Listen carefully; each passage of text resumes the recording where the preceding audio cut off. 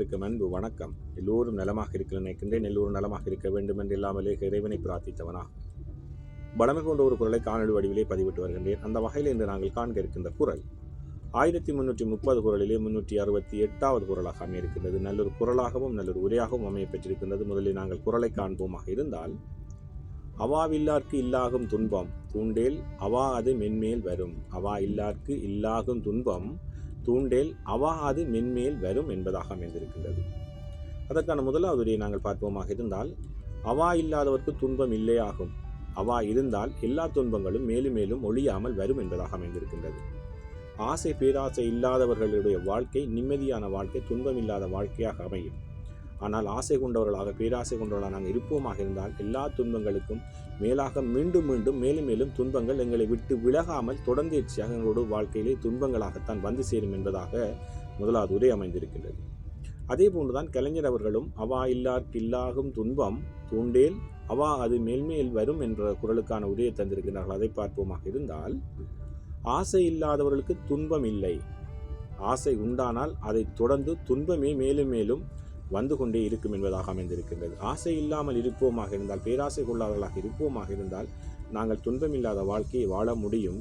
ஆனால் ஆசை கொண்டவர்களாக பேராசை கொண்டவர்களாக இருப்போமாக இருந்தால் அந்த ஆசையின் மூலம் தொடர்ந்தேர்ச்சியான துன்பம் மேலும் மேலும் எங்களுடைய வாழ்க்கையிலே வந்து கொண்டே இருக்கும் என்பதாக கலைஞருடைய உரை அமைந்திருக்கின்றது.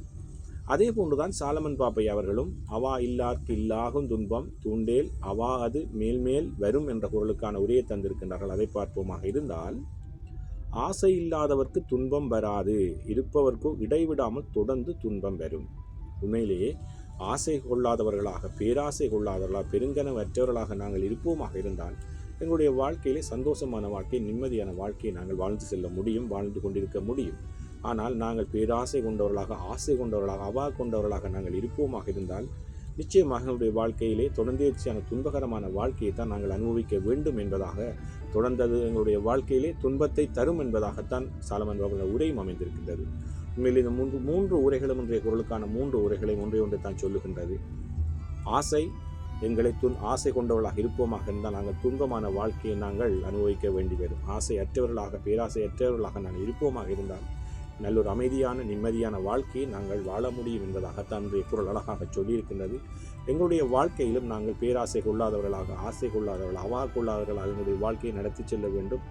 இந்த மாற்றத்தை நாங்களுடைய வாழ்க்கையிலே கொண்டு வருவோமாக இருந்தால் எங்களுடைய வாழ்க்கை சுமூகமான நல்ல சந்தோஷமான அறமான வாழ்க்கையை நாங்கள் வாழ முடியும் என்பதைத்தான் இந்த குரல் எங்களுக்கு அழகாக சொல்லியிருக்கின்றது. நல்லொரு குரலாக அமைந்திருக்கின்றது.